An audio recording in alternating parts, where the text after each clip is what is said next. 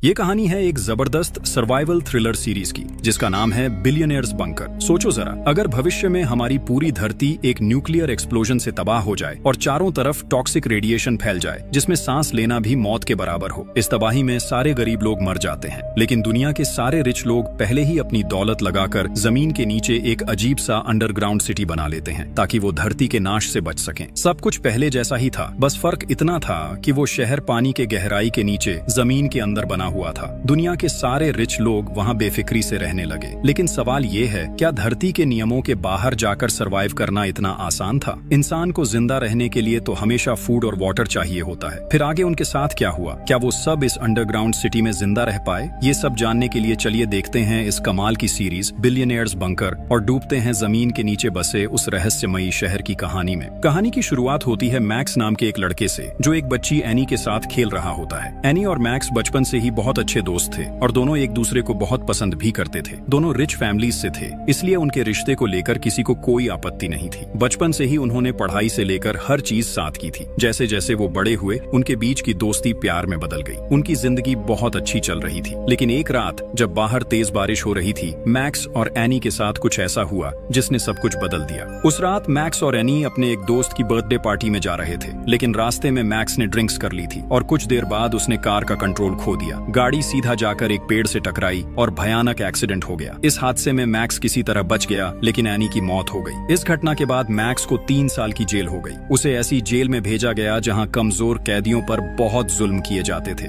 लेकिन मैक्स क्योंकि rich background से था, वो ऐसे माहौल का आदी नहीं था, इसलिए शुरुआत में उसे काफी मुश्किलें झेलनी पड़ी। खुद को बचाने के लिए मैक्स ने वहां के हर कैदी को पैसे देकर अपने पक्ष में कर लिया ताकि कोई उसे टॉर्चर न करे। लेकिन धीरे धीरे मैक्स को एहसास हुआ कि उसकी लग्जूरियस लाइफस्टाइल ही उसकी जिंदगी की सबसे बड़ी गलती थी, क्योंकि पैसों की वजह से उसने कभी कुछ खुद नहीं किया था। हर चीज पैसों से करवाई थी, यानी बिना पैसे के उसकी जिंदगी की कोई पहचान ही नहीं थी। ये बात समझ आने के बाद मैक्स ने वहां के कैदियों को पैसे देना बंद कर दिया, और जैसे ही ऐसा हुआ धीरे धीरे वहां के कैदी उसके खिलाफ हो गए। अब वो भी मैक्स पर वैसे ही टॉर्चर करने लगे जैसे बाकी कैदियों पर करते थे। वक्त बीतने के साथ ये जुल्म इतना बढ़ गया कि एक दिन उन्होंने मैक्स को वॉशिंग मशीन के अंदर बंद कर दिया। काफी देर बाद जब उसे बाहर निकाला गया तो मैक्स को लगा कि शायद आज वो मर जाएगा, लेकिन अगले ही पल उसे एहसास हुआ कि इतने टॉर्चर के बाद भी उसे कोई पेन महसूस नहीं हो रहा था। यहाँ रहते रहते जैसे उसके अंदर की सारी फीलिंग्स खत्म हो गई थी। अब उसके शरीर ने दर्द सहना सीख लिया था। ये समझकर मैक्स बहुत खुश हुआ। उसे एहसास हुआ कि अगर उसे सच में रियल लाइफ में सरवाइव करना है तो उसे एक डरे हुए इंसान की तरह नहीं, बल्कि एक सच्चे बहादुर आदमी की तरह जीना होगा। ये सोचते सोचते मैक्स ने खुद को तैयार करना शुरू कर दिया ताकि अब कोई भी कैदी उसकी तरफ हाथ उठाने की हिम्मत न करे। वो हर दिन ट्रेनिंग करने लगा और कुछ ही समय में मैक्स बेहद पावरफुल बन गया। धीरे धीरे मैक्स की फाइटिंग स्किल्स भी काफी बेहतर हो गईं। अब वो जेल के अंदर होने वाले फाइटिंग मैचेस में हिस्सा लेने लगा। वक्त के साथ उसकी स्किल्स इतनी शानदार हो गईं कि कोई भी उसके सामने लड़ने की हिम्मत नहीं करता था। इसी तरह देखते ही देखते 3 साल बीत गए। अब मैक्स जेल के अंदर बहुत फेमस हो चुका था। सब उसे जेल का सबसे बेहतरीन फाइटर मानते थे, और चूंकि अब उसके जेल में आने के 3 साल पूरे हो चुके थे,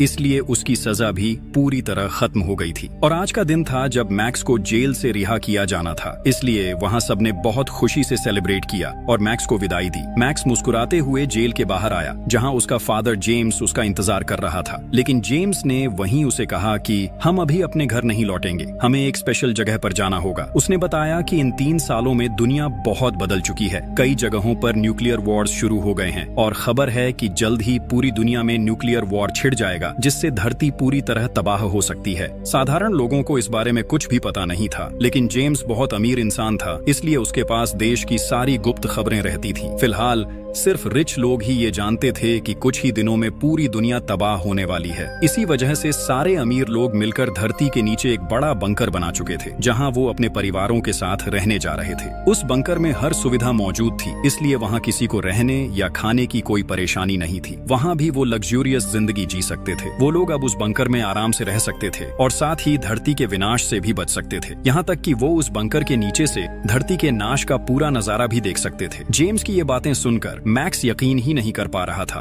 कि सिर्फ 3 सालों में दुनिया की हालत इतनी बदल चुकी है। फिर जेम्स ने अपने बेटे मैक्स को लेकर एक सीक्रेट हेलीकॉप्टर से उस गुप्त बंकर की ओर उड़ान भरी जो धरती के नीचे बनाया गया था। कुछ देर बाद जेम्स ने देखा कि वो बंकर सिर्फ जमीन के नीचे ही नहीं बल्कि एक बहुत बड़ी नदी के बिल्कुल नीचे बना हुआ है। वो बंकर नदी की गहराई में बना हुआ था। उसे इतनी गहरी जगह पर बनाने का एक बड़ा कारण था ताकि जब पूरी दुनिया में न्यूक्लियर वॉर शुरू हो तब उसकी तबाही का असर वहां तक न पहुंच सके। इस तरह वहां रहने वाले लोग पूरी तरह सुरक्षित रहेंगे। जेम्स तब मैक्स को एक मॉडर्न एलिवेटर के जरिए पानी के अंदर बहुत गहराई तक ले जा रहा था। वो जगह इतनी गहरी थी कि वहां पहुंचने में काफी समय लग रहा था। आखिरकार जब वो बंकर के पास पहुंचे तो अंदर जाने से पहले मैक्स और जेम्स के पास मौजूद मोबाइल और बाकी इलेक्ट्रॉनिक डिवाइसेस सब ले लिए गए। वो सारे डिवाइसेस वहां की एक खास जगह पर जमा कर लिए गए। इसके बाद उन्हें एक स्पेशल यूनिफॉर्म दी गई और उनके हाथों में एक हेल्थ डिवाइस लगा दी गई। मैक्स ने वहां ज्यादा वक्त बर्बाद नहीं किया और सीधा अपनी माँ और दादी के पास चला गया क्योंकि बहुत दिनों से उसने उन्हें नहीं देखा था। मैक्स की माँ उसे देखकर बहुत इमोशनल हो गई। इसके बाद जेम्स ने मैक्स को पूरा बंकर घुमाकर दिखाया। वहां उनके जैसे कई और रिच फैमिलीज भी रह रही थी। इन्हीं में से एक परिवार था एनी का फैमिली, जिसे देखकर मैक्स हैरान रह गया। मैक्स जब एनी के पिता को देखता है तो वो तुरंत उनके पास जाकर दिल से माफी मांगता है। एनी के पिता उसे धैर्य देते हैं और कहते हैं कि उन्होंने उसे बहुत पहले ही माफ कर दिया था। इसके बाद एनी के पिता मैक्स और उसके परिवार को उसी दिन रात के डिनर पर अपने साथ इनवाइट करते हैं। उस रात दोनों फैमिलीज बहुत दिनों बाद साथ बैठकर डिनर करती हैं और माहौल बेहद खुश होता है। लेकिन वहाँ हम एनी की बहन एना को भी देखते हैं। एना अब तक मैक्स से बहुत नाराज थी क्योंकि उसी की वजह से उसकी बहन एनी की मौत हुई थी। एना उसे बहुत प्यार करती थी, इसलिए वो अपनी आंखों के सामने मैक्स को बिल्कुल बर्दाश्त नहीं कर पा रही थी। उसी समय वहां एक महिला केसी आती है जो अपनी टीम के साथ मौजूद थी। दरअसल केसी ही इस पूरे बंकर की ओनर थी। सभी रिच लोग उसे पैसे देकर इस बंकर में अपने सीट्स बुक करवा चुके थे। केसी वहां मौजूद सब लोगों को अपने टीम मेंबर्स से मिलवाती है और फिर सबकी ओर देखकर कहती है, आप सब वाकई बहुत भाग्यशाली हैं क्योंकि आपको यहाँ रहने का मौका मिला है। अगर आप बहुत अमीर न होते तो इस जगह की बुकिंग करना नामुमकिन था। इसलिए आप सब शायद न्यूक्लियर वॉर में धरती के नाश के समय मर जाते, लेकिन मेरे इस बंकर की वजह से आप सब बच जाएंगे। साथ ही पूरी धरती के खत्म हो जाने के बाद भी आप यहाँ आराम से सरवाइव कर पाएंगे। केसी की इन बातों से वहाँ मौजूद सब लोग सहमत हो जाते हैं। फिर उसी रात दिखाया जाता है कि एना एक जगह एक्सरसाइज कर रही थी। तभी वहाँ मैक्स उसके पास आता है। मैक्स वहीं दिल से माफी मांगता है और कहता है, तुम भरोसा करो एना, तुम लोग एनी को जितना प्यार करते थे मैं भी उसे उतना ही प्यार करता था। हम बचपन से साथ बड़े हुए, बड़े होकर एक दूसरे से प्यार किया, तो क्या मैं कभी जानबूझकर चाहूंगा कि मेरी पसंदीदा इंसान मेरी जिंदगी से चली जाए? उस दिन की सारी घटना एक एक्सीडेंट थी। फिर भी मैं तुमसे दिल से माफी मांग रहा हूँ क्योंकि मेरी वजह से तुमने अपनी बहन को खो दिया, लेकिन क्या तुम मुझे माफ नहीं कर सकती? फिर मैक्स आगे कहता है, मेरे पास तुम्हारी बहन की आखिरी याद है। ये कहते हुए वो एना को एनी का फोन देता है जो एक्सीडेंट के बाद से मैक्स के पास ही था। एना वो फोन लेते हुए कुछ नहीं कहती, बस अपनी बहन को याद करके चुप हो जाती है। एना एनी का फोन लेकर अपने रूम में चली जाती है। वो अपनी बहन का फोन खोलकर चेक करने लगती है जहाँ एनी और मैक्स के कुछ सुंदर पल के वीडियोस थे। एना वही वीडियोस देख रही होती है। तभी अचानक पूरे बंकर में वाइब्रेशन शुरू हो जाता है। पूरा बंकर जोर से हिलने लगता है और साथ ही इलेक्ट्रिसिटी में भी प्रॉब्लम आने लगती है। सब लोग घबराकर बाहर की ओर दौड़ पड़ते हैं। वो सब समझ जाते हैं कि उनके बंकर की सरफेस के ऊपर बहुत बड़ा एक्सप्लोजन हुआ है। इसी वजह से पूरा बंकर इतनी भयानक तरह से हिल गया था। फौरन एक माइक्रोफोन से सभी को बताया जाता है कि सब लोग ऊपर से नीचे वाले सरफेस पर चले जाएं। वहां जाने पर वो और ज्यादा सुरक्षित रहेंगे। उधर एना अपने परिवार को ढूंढते हुए देखती है कि उसके पिता एक बड़े मलबे के नीचे दबे हुए हैं, लेकिन मैक्स और जेम्स बहुत मेहनत से उसके पिता को वहां से निकाल लेते हैं। किसी तरह सब लोग वहां से निकलकर सीधे नीचे वाले फ्लोर पर पहुंच जाते हैं। वो जगह ही असली सेफ जोन थी। वहां बहुत सारे मॉनिटर्स लगे हुए थे जिनसे बाहर की सिचुएशन के बारे में पता चल सकता था। सबके सेफ जोन में पहुंचने के बाद केसी सबके सामने आती है। वो सबको देखकर कहती है, सबसे पहले परमाणु युद्ध की खबर हमारी एजेंसी ने ही दी थी और हमारी जानकारी पूरी तरह सही निकली है। दुनिया में परमाणु युद्ध शुरू हो चुका है, लेकिन हमारे इस बंकर की वजह से आप सब अभी भी सुरक्षित हैं। केसी इसके बाद वीडियो फुटेज दिखाने लगती है। केसी मॉनिटर्स के जरिए सबको बाहर की स्थिति दिखा रही होती है, कैसे बाहर की दुनिया धीरे धीरे तबाह हो रही है। वहाँ मौजूद सभी लोग लगभग पूरा एक दिन सेफ जोन के अंदर ही गुजार देते हैं। फिर जब हालात कुछ शांत हो जाते हैं, यानी चारों तरफ के एक्सप्लोजन्स रुक जाते हैं, तब केसी अपनी एक स्पेशल टीम को बुलाती है। वो उन्हें स्पेशल सूट पहनाकर बाहर की दुनिया में भेज देती है ताकि वो जाकर देख सकें कि वहाँ की स्थिति अब अब कैसी है और जो कुछ भी वो देखेंगे उसे यहाँ सबको दिखाया जा सके। वहाँ फुटेज में दिखता है वाकई में पूरी दुनिया तबाह हो चुकी थी। चारों ओर सिर्फ धूल ही धूल दिख रही थी। परमाणु बम की टॉक्सिक रेडिएशन चारों तरफ फैल चुकी थी। अगर कोई बिना सही प्रोटेक्शन के बाहर जाएगा तो उसकी मौत पक्की है। अब कैमरे में दिखता है लूकस नाम का एक मेंबर। वो अपनी स्पेशल टीम में था। वो एक कार का इंजन चेक कर रहा था। तभी उसने एक लोहे का टुकड़ा देखा। वो उसे हाथ से छू लेता है। फौरन उसके ग्लव्स पिघल जाते हैं और उसका हाथ बुरी तरह जल जाता है। इससे वहाँ का माहौल और भी खतरनाक लगने लगता है। लूकस दर्द से पागलों की तरह इधर उधर भागने लगता है। मतलब रेडिएशन की मात्रा वहाँ इतनी ज्यादा थी कि लोहा तक आग की तरह गर्म हो गया था। लूकस की हालत देखकर बाकी टीम मेंबर्स उसे जल्दी से लेकर बंकर के अंदर आ जाते हैं। अब सब लोग इसी बात को लेकर आपस में चर्चा करने लगते हैं क्योंकि बाहर की दुनिया में बहुत खतरनाक रेडिएशन फैल चुका है। अब चाहे भी तो कोई बाहर नहीं जा सकता, लेकिन बंकर के अंदर भी क्या जिंदगी भर रहना मुमकिन है? कोई नहीं सोच पा रहा था कि उन्हें वहाँ कितने महीने या शायद कितने साल तक रहना पड़ेगा। सबको अब बंकर के नीचे ही रहना था। ये सोच कर सब बहुत अपसेट थे। उधर केसी जो यहाँ की ओनर थी, वो अपने लोगों के साथ लूकस की हालत देखने के बहाने बाहर निकलती है, लेकिन असल में वो एक अलग जगह पर पहुंचती है जहां वो और उसकी टीम खुशी से जश्न मना रहे होते हैं। यही कहानी का सबसे बड़ा ट्विस्ट सामने आता है। असल में ये सब कुछ केसी और उसकी टीम का प्लान था। उन्होंने शहर के अमीर लोगों से पैसा ठगने के लिए ये पूरा मास्टर प्लान बनाया था। केसी और उसकी टीम चाहती थी कि वो इन अमीर लोगों को जिंदगी भर के लिए बंकर में बंद रखे ताकि बाहर की दुनिया में जो उनकी प्रॉपर्टीज हैं उन सब पर वो कब्जा कर सके, क्योंकि बंकर में आने से पहले ही उन्होंने हर एक से कुछ जरूरी पेपर्स पर साइन करवाए थे। केसी ये अच्छी तरह जानती थी कि इतने अमीर लोगों को बेवकूफ बनाना आसान नहीं होगा, इसलिए उसने अपनी पूरी टीम के साथ मिलकर एक जबरदस्त प्लान बनाया। सबसे पहले उन्होंने शहर के अमीर लोगों के बीच एक झूठी खबर फैलाई कि कुछ ही दिनों में दुनिया तबाह होने वाली है। फिर उन्होंने ये बंकर बनाया और उसके अंदर वो वहाँ कई सिमुलेशन सिस्टम्स बना लेते हैं। साथ ही उन्होंने बंकर की सरफेस पर खुद ही बॉम्ब सेट कर रखे थे ताकि वो उन बॉम्ब्स को ब्लास्ट करवाकर बंकर में दहशत पैदा कर सकें। लेकिन ये विस्फोट ऐसे तरीके से किया गया था कि किसी को ज्यादा नुकसान न हो। जो वीडियोस उन्होंने लोगों को दिखाई थी वो असल में एडवांस्ड एआई सिस्टम से बनाए गए थे और उनके इन सारे प्लान्स में वो कामयाब भी हो जाते हैं, क्योंकि अब सब लोग उनकी बात मानकर बंकर में ही रहना चाहते हैं। अब दूसरी तरफ हम एना को देखते हैं। एना जब बंकर के एक टॉयलेट में होती है तभी उसे पास वाले कमरे से एक अजीब सी आवाज सुनाई देती है। उसे लगता है जैसे कोई वहाँ गिर गया हो। एना जल्दी से बाहर निकलती है और पास वाले कमरे का दरवाजा जोर से धक्का देकर खोल देती है। अंदर जाकर वो देखती है एक लड़की खुद को खत्म करने की कोशिश कर रही है। एना ये देखकर बुरी तरह डर जाती है। वो भागकर उस लड़की को पकड़ लेती है और उसके गले में बंधी रस्सी काट देती है। किसी तरह वो उसकी जान बचा लेती है। असल में बंकर में जितने भी लोग थे वो सब अंदर ही अंदर बहुत परेशान थे। ये सब लोग अमीर थे, लेकिन अब दुनिया के तबाह हो जाने के बाद उनका सब कुछ खत्म हो चुका है। उनके घर, गाड़ियां, पैसा कुछ भी नहीं बचा। पहले बाहर की दुनिया में जिन पावर्स के साथ वो जीते थे, अब चाहकर भी वो कुछ नहीं कर सकते। वो अब बिल्कुल खाली हाथ हो गए थे। यही वजह थी कि ये लड़की ये सब सह नहीं पाई और खुद को खत्म करने की कोशिश कर रही थी। लेकिन सिर्फ वही नहीं, यहाँ के लगभग सभी लोग इस माहौल के साथ खुद को ढाल नहीं पा रहे थे। सब बहुत डिप्रेस्ड हो गए थे। अब सरफेस लगभग ठीक हो चुका था, इसलिए केसी सबको कहती है कि अब किसी को चिंता करने की जरूरत नहीं है। वो सब बंकर में आराम से सरवाइव कर सकते हैं। इसके बाद केसी अपनी टीम से मिलने जाती है। वहाँ लूकास अपने टीम मेंबर्स के साथ होता है जो उसे मेकअप करवा रहे थे ताकि बाकी लोगों को दिखाया जा सके कि बाहर जाने के बाद लूकास के साथ क्या हुआ। उधर हम जेम्स और उसकी वाइफ को देखते हैं। दोनों के बीच अब झगड़ा शुरू हो गया था। असल में जेम्स एक बहुत अमीर बिजनेसमैन था और वो हमेशा अपनी मर्जी से ही जीता था। यहाँ तक कि बाहर कई लड़कियों के साथ उसका अफेयर भी था। जेम्स की वाइफ सब कुछ जानती थी। वो जानती थी कि उसका हस्बैंड कई लड़कियों के साथ अफेयर में था, फिर भी उसने उसे कभी नहीं छोड़ा क्योंकि उसे उसके पैसे की बहुत जरूरत थी। उसी पैसे के लिए वो इतने सालों तक उसके साथ रही। लेकिन अब तो सब कुछ खत्म हो चुका था। जेम्स के पास न पैसा था न पावर। अब उसकी वाइफ के लिए भी उसकी कोई कीमत नहीं रह गई थी। वो जेम्स से साफ साफ कहती है, तुम इतने सालों में जिन जिन औरतों के साथ रहे, मैं उन सब के बारे में जानती थी। सब कुछ जानते हुए भी मैंने कभी कुछ नहीं कहा। चुपचाप तुम्हारे साथ रही। जानते हो क्यों? सिर्फ तुम्हारे पैसे के लिए। मुझे पैसों की बहुत जरूरत थी, लेकिन अब तुम्हारे पास कुछ भी नहीं है, ना पैसा ना औरतें। अब मुझे तुम्हारी कोई जरूरत नहीं है। मैं अब अपनी मर्जी से जीऊंगी, इसलिए मेरी जिंदगी में तुम रुकावट मत बनो। ये सब सुनकर जेम्स बहुत गुस्से में आ जाता है। जब उसकी वाइफ वहाँ से निकलने लगती है, जेम्स उसे डांटते डांटते उसके पीछे पीछे जाने लगता है। फिर वो बिना किसी की अनुमति लिए वहाँ मौजूद सबके हिस्से का खाना खाने लगता है। उधर जब गार्ड्स ये सब देखते हैं तो वो तुरंत वहां पहुंच जाते हैं। वो अपनी इलेक्ट्रिक गन से जेम्स को झटका देने लगते हैं, लेकिन तभी वहां मैक्स पहुंचता है। वो अकेले ही उन गार्ड से लड़ने लगता है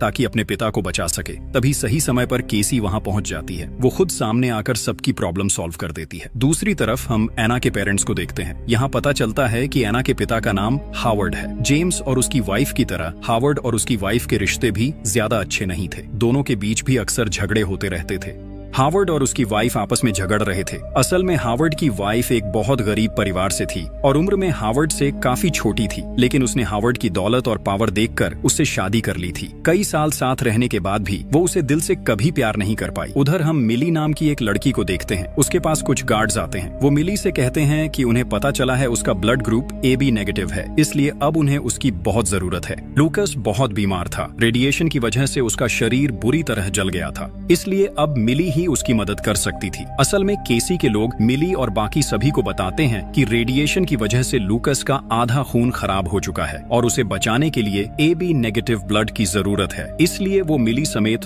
2 और लोगों को लेकर एक जगह पहुंचते हैं। फिर उन्हें लूकस के पास ले जाया जाता है। लूकस को पहले से मेकअप करा के बिल्कुल रेडी किया गया था। यहाँ तक कि उन तीनों को वहाँ लाना भी केसी और उसकी टीम की योजना का हिस्सा था। ये पूरा प्लान इसलिए बनाया गया था ताकि सब लोग अपनी आंखों से लूकस की हालत देख सकें और जाकर बाकी लोगों को ये बात बताए जिससे सब डर जाए और कोई भी बाहर जाने की कोशिश न करे। मिली जब वहाँ लूकस को देखने आती है तो उसे सच में लगता है कि उसकी हालत बहुत खराब है। थोड़ी देर बाद लूकस वहीं मरने का नाटक करता है। सबको बता दिया जाता है कि लूकस मर गया है। लूकस की ऐसी हालत देखकर मिली बहुत इमोशनल हो जाती है। अब धीरे धीरे केसी और उसकी टीम का पूरा प्लान सामने आने लगता है। केसी और उसकी टीम अपने प्लान में काफी हद तक सफल हो चुकी थी। उसकी टीम में जैक नाम का एक लड़का भी था जो असल में केसी का अपना भाई था। जैक बहुत बीमार रहता था, इसलिए केसी हमेशा उसे अपने पास रखती थी। अब केसी अपनी टीम से कहती है, अब समय आ गया है हमारे प्लान के अगले स्टेप पर जाने का। वो सबको बताने लगती है कि उसने हावर्ड के बारे में सारी जानकारी कैसे जुटाई। असल में हावर्ड जिस परिवार में पैदा हुआ था वो पहले से ही बहुत अमीर फैमिली थी। बचपन के बाद धीरे धीरे हावर्ड ने अपने फैमिली बिजनेस की देखभाल शुरू कर दी थी। हावर्ड के पास पैसों की कोई कमी नहीं थी। बहुत कम समय में वो एक सफल बिजनेसमैन बन गया। धीरे धीरे उसने करीब 60 कंपनियों का मालिक बन गया। हर कंपनी से उसे इतना पैसा मिलने लगा कि उसका नाम दुनिया के 10 सबसे अमीर लोगों में शामिल हो गया। केसी अमीर लोगों से बहुत नफरत करती थी। वो बचपन से देखती आई थी कि अमीर लोग गरीबों पर कैसे जुल्म करते हैं। इसीलिए उसने खुद की एक टीम बनाई जिसमें ज्यादातर गरीब घरों के लोग थे,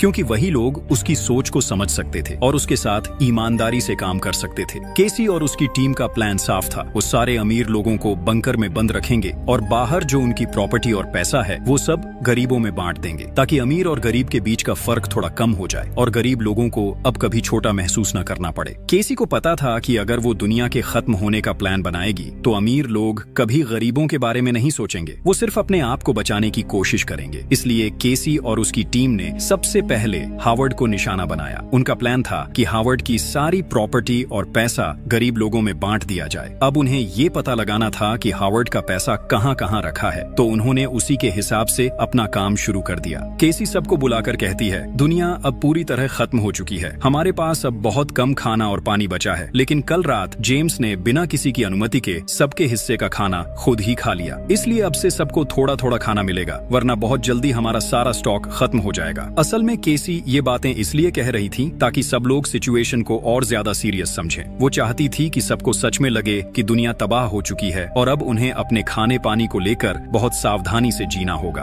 अब वो सबके सामने मैक्स पर चिल्लाने लगती है। वो उसे गालियां देती है क्योंकि मैक्स ने पिछली रात गार्ड्स पर हाथ उठाया था। उसने गार्ड्स को मारकर उनसे एक शॉटगन छीन ली थी जिससे इलेक्ट्रिक शॉक दिया जा सकता था। केसी गुस्से में मैक्स से कहती है, वो गन तुरंत वापस कर दो। फिर सीन बदलता है। हम केसी और उसकी टीम को देखते हैं जो सबको कैद करने से पहले प्लान बना रहे थे। उनका प्लान ऐसा बनाया गया था कि जब इन अमीर लोगों को यहाँ लाया जाए तो उनके गायब होने के बाद भी किसी को इस बात का शक न हो। असल में बंकर में बंद करने से पहले केसी और उसकी टीम ने हर व्यक्ति का एक AI क्लोन तैयार कर लिया था, वो भी बहुत एडवांस टेक्नोलॉजी से। जब ये लोग बंकर में आए तो उनसे उनके मोबाइल फोन्स और बाकी डिवाइसेस ले लिए गए। असल में वही मोबाइल्स उनका असली हथियार थे, क्योंकि उन्हीं फोन्स में सबके सोशल मीडिया अकाउंट्स मौजूद थे। अब केसी की टीम उन्हीं अकाउंट्स को इस्तेमाल करके बाहर की दुनिया में ये दिखा रही थी कि सब लोग अभी भी जिंदा हैं और नॉर्मल लाइफ जी रहे हैं। वो लोग लगातार हर किसी का AI वीडियो बनाते रहे और वो वीडियो रोज सोशल मीडिया पर अपलोड किए जाते थे। लोगों को दिखाने के लिए कहा जाता था कि वो सब वेकेशन पर हैं, कि वो अपने परिवार के साथ अच्छा वक्त बिता रहे हैं। लोगों से कहा गया,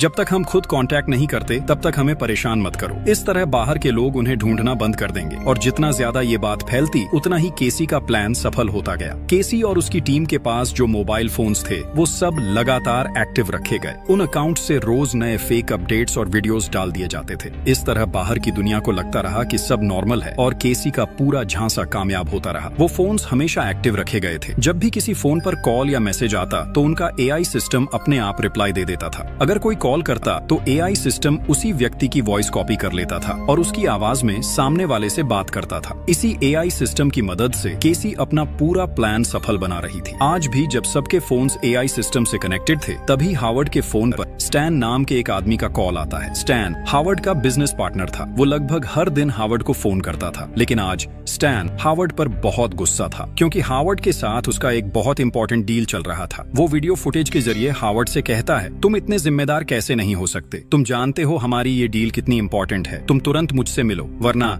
चाहे तुम पृथ्वी के किसी भी कोने में हो, मैं तुम्हें ढूंढ कर निकाल ही लूंगा। स्टैन की ये बातें सुनते ही केसी और उसकी टीम थोड़े चिंतित हो जाते हैं क्योंकि उन्हें समझ नहीं आ रहा था कि इस बार स्टैन को कैसे हैंडल किया जाए। अब हम बंकर के सभी लोगों को देखते हैं। वो सब अंदर से टूट चुके थे क्योंकि किसी की जिंदगी अब ठीक से नहीं चल रही थी। सबको ये बात पता चल चुकी थी कि दुनिया के खत्म हो जाने के बाद उनका सारा धन संपत्ति भी खत्म हो गया है। अब वो सब खाली हाथ हैं। यहाँ हर फैमिली के लोग आपस में झगड़ने लगे थे। उनके रिश्ते धीरे धीरे टूटने लगे थे क्योंकि ज्यादातर रिश्ते सिर्फ पैसे के लिए बने थे। अब हालात इतने बिगड़ चुके थे कि कुछ वाइफ्स अपने हस्बैंड्स को छोड़ रही थीं और कुछ हस्बैंड्स भी अपनी वाइफ्स से दूर जा रहे थे। यहाँ तक कि बच्चे भी अब अपने माँ बाप की कद्र नहीं कर रहे थे। अब हर किसी का असली चेहरा सामने आने लगा था। कई अमीर लोगों को ये एहसास हुआ कि अब तक लोग सिर्फ उनके पैसों के लिए ही उनके साथ थे। उन्हें जो इज्जत और सम्मान मिला वो सब सिर्फ पैसे की वजह से था। असल में उनके पास अपनी कोई सच्ची पहचान नहीं थी। उधर इसी बीच केसी की टीम ने हावर्ड का एआई मॉडल तैयार कर लिया था जिसकी मदद से वो स्टैन से सीधे हावर्ड की आवाज में बात करवा सकते थे। यानी अब हावर्ड की जगह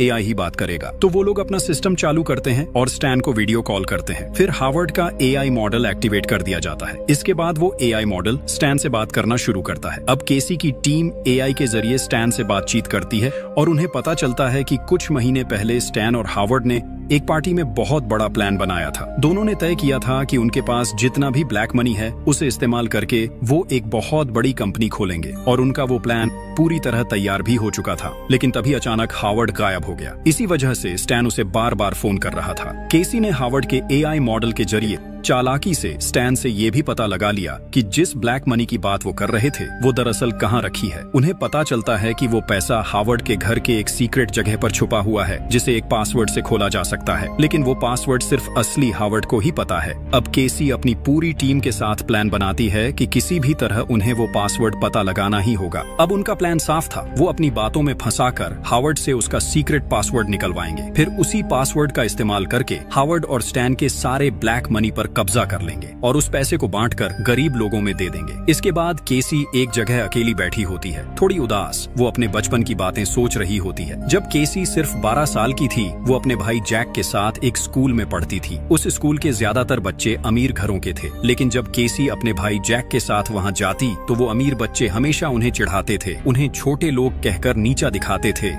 वो दोनों भाई बहन को हमेशा गरीब कहकर अपमानित करते थे। हालांकि केसी और उसका भाई जैक बहुत टैलेंटेड स्टूडेंट्स थे, लेकिन गरीब होने की वजह से उनकी मेहनत और हुनर की कभी कद्र नहीं हुई। ऊपर से उनके पिता की आर्थिक हालत भी बहुत खराब थी। एक दिन केसी की माँ एक छोटा सा खत लिखकर उसे और जैक को छोड़कर चली गई। उनके पिता पहले से ही नशे के आदी थे, इसलिए उस दिन के बाद केसी और जैक के पास कोई नहीं बचा। वो दोनों सिर्फ एक दूसरे का सहारा बनकर बड़े हुए। कम उम्र में ही उन्हें ये समझ आ गया था कि उनका भविष्य कोई और नहीं बनाएगा, उन्हें खुद ही अपने लिए रास्ता बनाना होगा। इसलिए उसी वक्त से दोनों भाई बहन ने कड़ी मेहनत शुरू कर दी। वो अपनी पढ़ाई में और ज्यादा ध्यान देने लगे। धीरे धीरे दोनों ने कई डिग्रीज हासिल कर ली। फिर एक समय आया जब दोनों ने मिलकर काफी रिसर्च की और अपना खुद का एआई आर्टिफिशियल इंटेलिजेंस सिस्टम बना लिया। तब उन्हें लगा कि अब वो अपनी जिंदगी में कुछ बड़ा कर पाएंगे। लेकिन बहुत जल्द उन्हें एहसास हुआ कि इस दुनिया में पैसे और पावर के बिना कुछ भी हासिल नहीं किया जा सकता। उन्होंने भले ही सबसे एडवांस्ड एआई मॉडल बना लिया था, उनके पास पैसे नहीं थे, इसलिए वो अपने अपने एआई को मार्केट में लॉन्च नहीं कर पा रहे थे और न ही लोगों के सामने अपना काम दिखा पा रहे थे। इसलिए उन्होंने कई कंपनियों से फंड मांगा ताकि वो अपने एआई को दुनिया के सामने पेश कर सकें। लेकिन उस वक्त किसी ने उनका साथ नहीं दिया। उल्टा सबने उनके काम को मजाक समझा और उन्हें नीचा दिखाया। कुछ कंपनियां जो फंड देने को तैयार हुई, वो भी बिजनेस का ज्यादातर हिस्सा अपने नाम करना चाहती थी। धीरे धीरे केसी की हालत ऐसी हो गई जैसे उसकी पीठ दीवार से लग गई हो। एक वक्त पर उसे एहसास हुआ कि इस दुनिया में पैसे के बिना मेहनत और हुनर की कोई कीमत नहीं होती। केसी को अब ये समझ आ गया था कि अमीर लोग कभी भी उसके जैसे लोगों को ऊपर नहीं आने देंगे। उधर अमीरों के बच्चे कुछ किए बिना ही सिर्फ अपने पैसों की ताकत से बड़ी बड़ी कंपनियों के मालिक बन रहे थे। समाज में जो अमीर थे वो और ज्यादा अमीर होते जा रहे थे और जो गरीब थे उन्हें और नीचे धकेला जा रहा था। इस नाइंसाफी को केसी अब और सह नहीं पा रही थी। इसलिए उसने ठान लिया कि वो समाज के हर गरीब इंसान की मदद करेगी और इसके लिए वो और उसका भाई जैक अपने बनाए हुए एआई सिस्टम के जरिए इस प्लान को सफल बनाना चाहते थे। और प्लान के मुताबिक उन्होंने बिल्कुल वैसा ही किया। केसी ने अपने प्लान को सफल बनाने के लिए ऐसे ही लोगों को अपनी टीम में शामिल किया जो उसके और उसके भाई की तरह बहुत टैलेंटेड थे, लेकिन पैसे की कमी की वजह से किसी ने उनके टैलेंट की कद्र नहीं की थी। उनमें से ज्यादातर लोग भी अपनी जिंदगी में कभी न कभी किसी अमीर इंसान द्वारा अपमानित हुए थे। इसी तरह केसी ने अब तक अपना पूरा प्लान चलाया। अब हम केसी को फिर से देखते हैं। वो अपनी टीम से कहती है, मेरे दिमाग में एक आइडिया आया है। मुझे अब समझ में आ गया है कि मैं हावर्ड से उसका पासवर्ड कैसे निकलवा सकती हूँ। केसी अब जान चुकी थी कि हावर्ड से पासवर्ड कैसे निकलवाना है। उसने तय किया कि वो हावर्ड को वही देगी जिसकी उसे सबसे ज्यादा जरूरत है, अटेंशन और केयर की। क्योंकि बंकर में आने के बाद से हावर्ड सबके लिए एक नजरअंदाज किया हुआ इंसान बन गया था। अब अगर कोई उसकी परवाह करे तो वो उसे जरूर अहमियत देगा। इसलिए केसी अपनी टीम की एक मेंबर को हावर्ड के पास भेजती है। उस लड़की का नाम था इंग्रिड। इंग्रिड हावर्ड से बहुत अच्छे से पेश आने लगती है। वो उसकी बातों में इंटरेस्ट दिखाती है और धीरे धीरे उसे अपनी तरफ आकर्षित करने लगती है। थोड़े ही समय में हावर्ड और इंग्रिड के बीच एक अच्छी दोस्ती हो जाती है। हावर्ड और इंग्रिड अब एक दूसरे के साथ वक्त बिताने लगे थे क्योंकि अब हावर्ड के पास बात करने के लिए कोई नहीं था। एक दिन इंग्रिड हावर्ड से कहती है, अगर तुम चाहो तो हम दोनों एक गेम खेल सकते हैं। इससे हमारा बोरिंग वक्त थोड़ा अच्छा गुजरेगा। हावर्ड उसकी बात मान जाता है। फिर इंग्रिड मुस्कुराते हुए कहती है, चलो हम दोनों एक दूसरे को अपने सीक्रेट्स बताएंगे। बातों बातों में इंग्रिड बताने लगती है कि उसके भी कुछ सीक्रेट लॉकर्स थे जहां उसने अपनी जिंदगी की सबसे कीमती चीजें रखी थी, लेकिन दुनिया के खत्म होने के बाद वो सब शायद नष्ट हो चुके हैं। इंग्रिड उससे पूछती है, तुम्हारे लॉकर के पासवर्ड्स क्या थे? फिर वह बनावट की बातें करके धीरे धीरे अपने लॉकर्स के पासवर्ड्स बताती है। बातों बातों में हावर्ड भी इंग्रिड पर भरोसा कर बैठता है। वो धीरे धीरे अपने सीक्रेट पासवर्ड सब बता देता है। और सिर्फ इतना ही नहीं, अब क्योंकि हावर्ड के पास कुछ भी बचा नहीं था, वो इंग्रिड को अपने बैंक और जहां जहां पैसा रखा था उन सब जगहों के डिटेल्ड पासवर्ड्स भी बता देता है। इसके बाद केसी का पूरा प्लान पूरी तरह कामयाब हो जाता है। अगले दिन केसी और उसकी टीम हावर्ड के एआई कैरेक्टर का इस्तेमाल करके वो फिर से स्टैन को फोन करते हैं। वो स्टैन से कहता है, मैं अभी देश से बहुत दूर हूँ, फिर भी मैं तुम्हें बता रहा हूँ कि हमने अपना ब्लैक मनी कहाँ रखा है। ये रहे उन जगहों के पासवर्ड्स। तुम वहाँ से सारा पैसा निकाल लो और उस पैसे से कोई स्टार्टअप कंपनी शुरू कर दो, क्योंकि मेरे लौटने में बहुत देर हो जाएगी। इसी बीच केसी हावर्ड के एआई कैरेक्टर के जरिए स्टैन को और एक बात बहुत साफ तरीके से बता देती है, तुम खुद से कोई कंपनी मत खरीद लेना, मैं जो कंपनी का नाम बताऊंगा वही खरीद लेना। असल में ये भी केसी और उसकी टीम का एक बड़ा चालाकी भरा प्लान था। उनका मकसद था स्टैन को इस तरह मैनिपुलेट करना कि वो वही कंपनी खरीदे जिनका फैसला केसी कर चुकी है। केसी ने स्टैन को जिस कंपनी को खरीदने के लिए कहा था वो दरअसल उनकी बनाई हुई एक फेक कंपनी थी। जैसे ही स्टैन और हावर्ड का पैसा उस कंपनी में लगाया जाता, केसी और उसकी टीम चालाकी से वो सारा पैसा अपने कब्जे में ले लेते। इसी तरह सबसे पहले उन्होंने हावर्ड का पैसा हड़प लिया और फिर धीरे धीरे बंकर में मौजूद बाकी सारे अमीर लोगों का पैसा भी चुपचाप अपने कंट्रोल में लेने लगे। उधर अब हम मैक्स को देखते हैं। उसे यहाँ की हर चीज कुछ अजीब लगने लगी थी। खासकर सबके हाथों में जो ब्रेसलेट्स थे उन्हीं पर उसे शक हो रहा था, क्योंकि जब उन्हें ये ब्रेसलेट्स दिए गए थे तो कहा गया था कि ये उनकी सेफ्टी के लिए हैं। कहा गया था कि ये ब्रेसलेट्स उनकी हेल्थ कंडीशन बताने के लिए हैं। लेकिन जब मैक्स ने ध्यान से अपना ब्रेसलेट देखा तो उसे उसके अंदर एक छोटा सा माइक्रोफोन नजर आया। यानी उसी माइक्रोफोन के जरिए केसी और उसकी टीम उनकी सारी बातें सुन रही थी। ये देखकर मैक्स को बहुत शक होने लगा। इसलिए उसने तय किया कि वो बंकर के बारे में और जानकारी निकालेगा। लेकिन वो ये काम अकेले नहीं कर सकता था, क्योंकि पकड़े जाने का खतरा था। इसलिए उसने फैसला किया कि वो इस काम में एना को अपना साथी बनाएगा। मैक्स अब एना से दोस्ती करना चाहता था। वो कुछ कागज के टुकड़ों पर अपनी सारी बातें लिख कर उसके पास लाता है, क्योंकि अगर वो सीधे एना से बात करता तो केसी और उसकी टीम माइक्रोफोन्स के जरिए उनकी हर बात सुन सकती थी। मैक्स एना के पास जाकर एक कागज दिखाता है जिस पर लिखा होता है, चुप रहो। एना हैरान होकर उसकी तरफ देखती है। फिर मैक्स अगले कागज पर लिखता है, कि यहाँ आने के बाद से उसे कई बातें अजीब लगी हैं।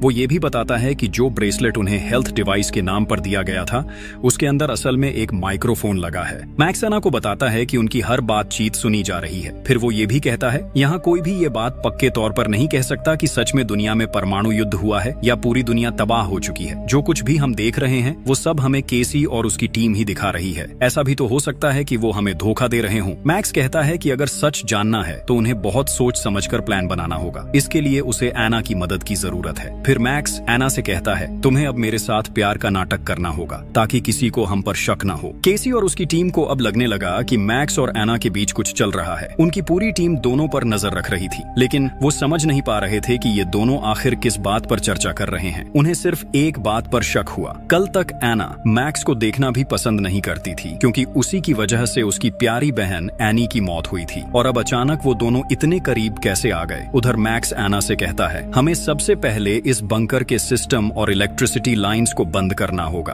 मैक्स ने एक प्लान बनाया ताकि पूरा बंकर अंधेरे में डूब जाए। अंधेरे का फायदा उठाकर वो दोनों बाहर जाकर देख सकें कि सच में दुनिया तबाह हुई है या नहीं। लेकिन बाहर जाना बहुत रिस्की था, इसलिए उनके पास सेफ्टी सूट होना जरूरी था। मैक्स ने अना को काम दिया कि जब सब कुछ अंधेरा हो जाए तो वो 2 सेफ्टी सूट चुरा कर ले आए। तब तक मैक्स बंकर के सिस्टम रूम को ढूंढ लेगा। इसके बाद अपने अगले प्लान के लिए उसने अना को अपने रूम में बुला लिया। मैक्स वहां जाकर बहुत जोर से रोमांटिक म्यूजिक प्ले कर देता है ताकि वो बिना झिझक अपने प्लान के बारे में खुलकर बात कर सकें। मैक्स और आना सोचते हैं कि जल्दी ही वो इंटीमेट हो सकते हैं, इसलिए केसी की टीम उन पर ज्यादा ध्यान नहीं देगी। इसी बीच मैक्स आना को अपने कमरे में दिखाता है कि वहाँ एक सीक्रेट एग्जिट गेट है, यानी अब उन्हें बंकर के अंदर एक डिस्ट्रैक्शन बनानी होगी ताकि सारे गार्ड्स दरवाजों से हट जाएं। उनके पास एक आइडिया था। एना मैक्स से कहती है कि वो कभी केमिस्ट्री की स्टूडेंट थी, उसके पास अब कुछ केमिकल्स हैं जिनसे वो एक छोटी बॉम्ब बना सकती है और उस बॉम्ब से शायद वो डिस्ट्रैक्शन बना पाएगी। दूसरी तरफ केसी हावर्ड के एआई मॉडल ने स्टैन को कुछ कहा। स्टैन उसी बात पर सीधे बैंक जाकर उस कंपनी को देखने चला गया, लेकिन कंपनी देखकर उसे अच्छा महसूस नहीं हुआ, इसलिए उसने हावर्ड को वीडियो कॉल कर बताया कि कंपनी उसे ज्यादा पसंद नहीं आई। स्टैन की बात सुनकर केसी अपने प्लान के मुताबिक उस कंपनी में अपनी टीम मेंबर लूकस को भेजती है। वो लूकस को हावर्ड से भी बड़ा इन्वेस्टर बनाकर पेश करती है। लूकस वही व्यक्ति था जिसने पहले रेडिएशन से झुलस कर मरने का नाटक किया था। अब केसी लूकस से कहती है कि स्टैन के सामने कंपनी की रेट और शेयर्स बढ़ा चढ़ा कर दिखाए ताकि स्टैन सोचे कि कंपनी की कीमत बहुत ज्यादा है और लालच में आकर उसे खरीदना चाहेगा, क्योंकि बाद में उसे इस कंपनी से बहुत प्रॉफिट मिलने वाला है। अना अपनी प्लान पर काम करने लगती है। दूसरी तरफ मैक्स काफी खोजबीन के बाद बंकर का कंट्रोल रूम ढूंढ लेता है और वहां का सिस्टम बंद कर देता है। इससे तुरंत हावर्ड का एआई मॉडल भी बंद हो जाता है और स्टैन के साथ उसकी वीडियो कॉल भी कट जाती है। अब स्टैन समझ नहीं पा रहा था कि उसे उस कंपनी को खरीदना चाहिए या नहीं। कुछ देर बाद मैक्स और आना अपने प्लान के मुताबिक सारे सिस्टम्स फिर से चालू कर देते हैं क्योंकि उनका प्लान पूरा हो चुका था।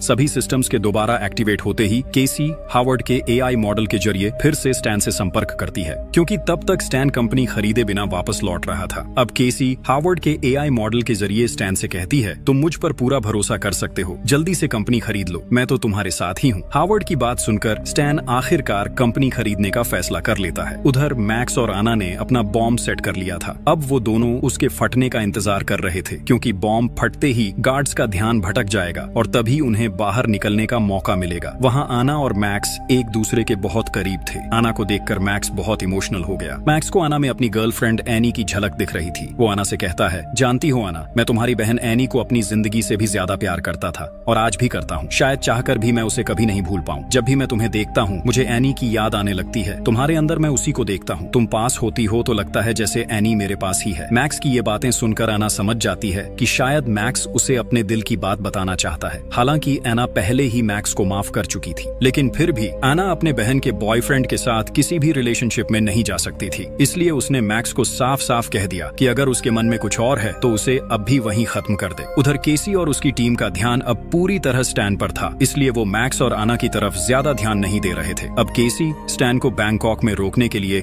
अपनी एक और साथी इंग्रिड का इस्तेमाल करती है। इसी इंग्रिड के जरिए उसने हावर्ड से उस कंपनी के सारे कोर्ट डॉक्यूमेंट्स डॉक्यूमेंट्स और डिटेल्स हासिल की थी। प्लान के मुताबिक इंग्रिड अब स्टैन से दोस्ती करके उसके करीब आने लगती है। इंग्रिड के माता पिता उसे छोड़कर विदेश जा रहे थे, जो दरअसल उनके प्लान का ही हिस्सा था। जब स्टैन को ये बात पता चलती है तो वो इंग्रिड की खूबसूरती से प्रभावित होकर कहता है कि वो उसका ख्याल रखेगा। स्टैन फिर इंग्रिड के साथ ड्रिंक्स लेकर पार्टी करने लगता है। प्लान के मुताबिक इंग्रिड अब स्टैन के बहुत करीब आ जाती है। वो स्टैन से कहती है कि जिस कंपनी को वो खरीदने जा रहा है वो बहुत अच्छी कंपनी है, इसलिए उसे देर नहीं करनी चाहिए। अगर वो देर करेगा तो कोई और उस कंपनी को खरीद सकता है। स्टैन ये सुनकर और देर नहीं करता और तुरंत पैसे ट्रांसफर करने की तैयारी करने लगता है। स्टैन जैसे ही पैसे भेजने वाला होता है, थोड़ी देर बाद दिखता है कि सारे पैसे केसी के अकाउंट में पहुंच गए हैं, यानी उनका प्लान पूरी तरह सक्सेसफुल हो गया था। लेकिन उसी वक्त एना और मैक्स द्वारा सेट किया गया बॉम्ब अचानक ब्लास्ट हो जाता है। पूरा बंकर हड़कंप में आ जाता है। हर कोई डरकर अपनी जान बचाने के लिए इधर उधर भागने लगता है। यहाँ तक कि गार्ड्स भी अंदर चेक करने पहुंच जाते हैं। इस अफरा तफरी का फायदा उठाकर मैक्स और आना पीछे मौजूद सीक्रेट एग्जिट गेट से वहां से निकल जाते हैं। स्टैन बहुत रिलैक्स था। कंपनी खरीदने के बाद वो अपने प्राइवेट जेट से घर लौट रहा था, लेकिन तभी उसकी नजर एक पोस्टर पर पड़ती है। उसमें इंग्रिड की मां की तस्वीर थी, जो असल में थाईलैंड की बहुत बड़ी एक्ट्रेस थी। स्टैन को याद आता है कि इंग्रिड ने उसे बताया था कि उसके माता पिता दोनों बिजनेसमैन हैं। अब स्टैन सब समझ जाता है। उसे एहसास होता है कि उसके साथ एक बड़ा स्कैम हुआ है। वो तुरंत इंग्रिड के सोशल मीडिया अकाउंट्स चेक करने लगता है, लेकिन अब इंग्रिड के सारे अकाउंट्स डिसेबल हो चुके थे। स्टैन अब बिल्कुल भी समय बर्बाद नहीं करता और सीधा उसी कंपनी में पहुंच जाता है। लेकिन वहां पहुंचकर वो देखता है कि कंपनी में तो अब कोई भी नहीं है। ये सब देखकर स्टैन पूरी तरह हैरान रह जाता है। उसे समझ नहीं आता कि अब क्या करे। वो तुरंत हावर्ड को वीडियो कॉल करता है और उससे कुछ प्राइवेट सवाल पूछता है, जैसे कि वो दोनों साथ में कहां घूमने गए थे, क्या क्या किया था और वो किस कॉलेज में पढ़ता था। लेकिन इस बार हावर्ड किसी भी सवाल का जवाब नहीं दे पाता। कुछ ही देर में स्टैन को एहसास हो जाता है